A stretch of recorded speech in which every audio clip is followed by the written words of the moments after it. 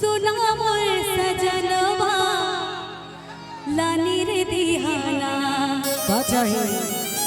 राजेश भैया की वाइफ कह रही है इनसे कि हमरा लानी रे दिहाना, कि हमरा मोती लागल कवरिया, अरे लानी रे दिहाना।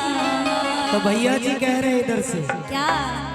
हाय रे गरीबी हमर, हाय रे तोर सपनावा, अरे कैसे रे लनबैना, धानी हो कैसे रे लनबैना, कि धानी तोर खातिर कवरिया, अरे कैसे रे लनबैना। चलिए यही कहना है कि गोड़ लाग पैया पाड़ो सोना बरसा जानवा लानी रे दीवाना। गोड़ लाग पैया पाड़ो सोना बरसा जानवा लानी रे दीवाना। हमरा लानी रे दीवाना, हमरा मोती लागल कवरिया, लानी रे दीवाना, हमरा मोती लागल कवरिया, लानी रे दीवाना। हाय रे गरीबी हमर, हाय रे तोर सपनावा, कैसे रे लनबैना, हाय रे गरीबी हमर, हाय रे तोर सपनावा, कैसे रे लनबैना, धानी कैसे रे लनबैना, धानी तोर खातिर कवरिया, कैसे रे लनबैना, धानी तोर खातिर कवरिया, कैसे रे लनबैना।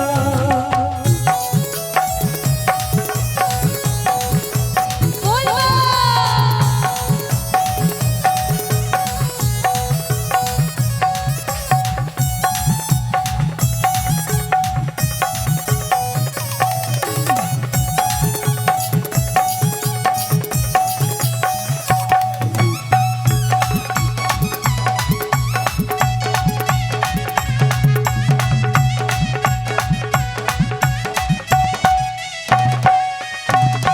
और आपके लिए कहेंगे क्या?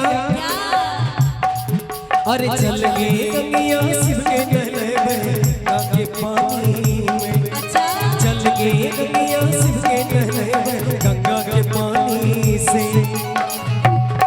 और क्या? अरे दिलवा के हम बतिया कहबे भोला बाबा के, दिलवा के हम बतिया कहबे भोले बाबा से। अरे चल गए गंगिया बाबा नगरिया, कांधे कवर लेके, बोल बा। चल गए गंगिया बाबा नगरिया, कांधे कवर लेके।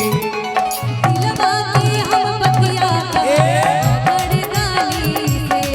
अरे दिलवा के हम बतिया कहबे अमरदानी से। एक मिनट मामा जी, मानते हैं कि आप हैं, लेकिन हम भी you know very English। अरे दिलवा के हम बतिया कहबे भोला दानी से, अरे दिलवा के हम बतिया कहबे भोले दानी से। बोल बा।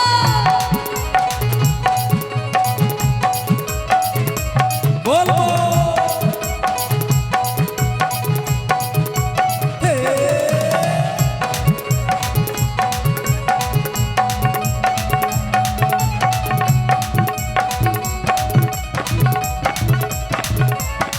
हे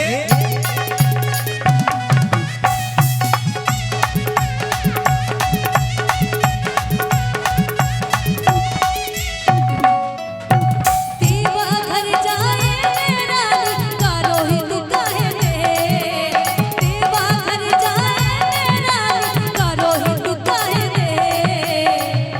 अब सुनिए पत्नी क्या कहती है कि ना जाने, अरे ना जाने, अच्छा अरे ना जाने हो पिया के कर नजरिया गाड़ी गे। ना जाने हो पिया के कर नजरिया गाड़ी गे। कान के मोतिया झाड़ी गे। ए पिया हो कान के मोतिया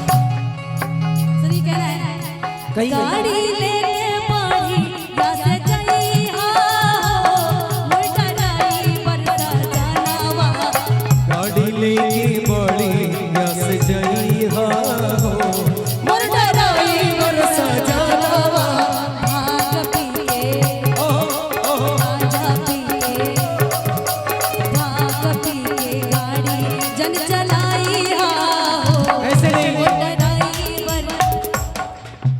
ऐसे शांत शांत हम लोग को भी अच्छा नहीं लगता। एक बार बोलिए बाबा भोलेनाथ की।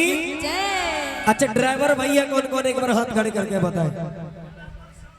सभ्य है। देखिए बैलगाड़ी चलाने वाला भी है ना ड्राइवर सागी होते हैं। एक बार उठा लो दोनों हाथ को, जितने भी मेरे ड्राइवर भाई है सभी को एक बार पूरे पूरे हाथ खोल के बोले प्रेम से। आपसे लास्ट बार रिक्वेस्ट है, आप नीचे जाके डांस कीजिए, स्टेज की मर्यादा को खराब ना कीजिए। मजाक कर रहे हैं तो इसका मतलब बार बार मजाक में ले जा रहे हैं आप। इसके बाद नहीं चढ़िएगा स्टेज पे, कहानी खत्म।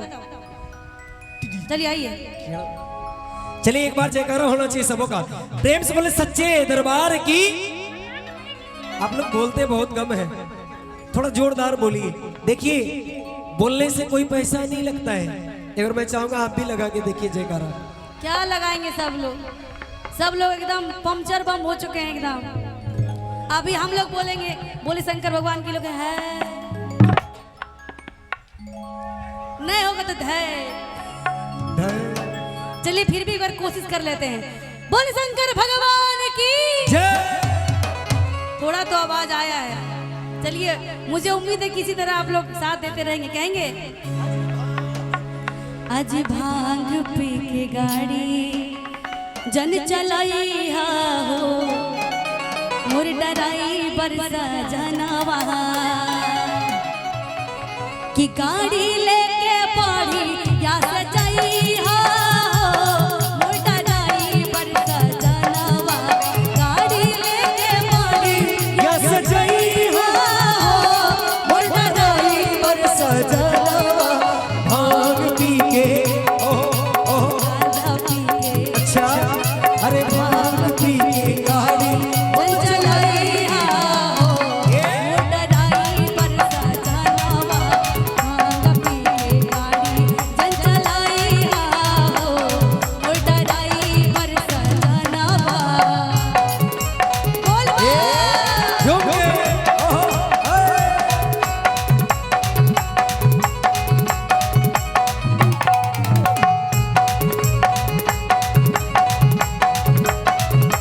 बोल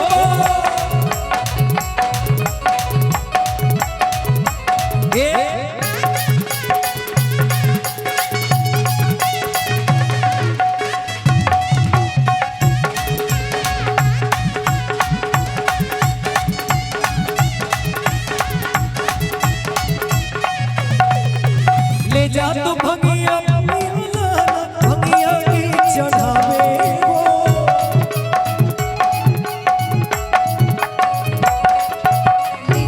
बड़ा भगिया के चढ़ावे हो एही में से जानो तू भैया लगिया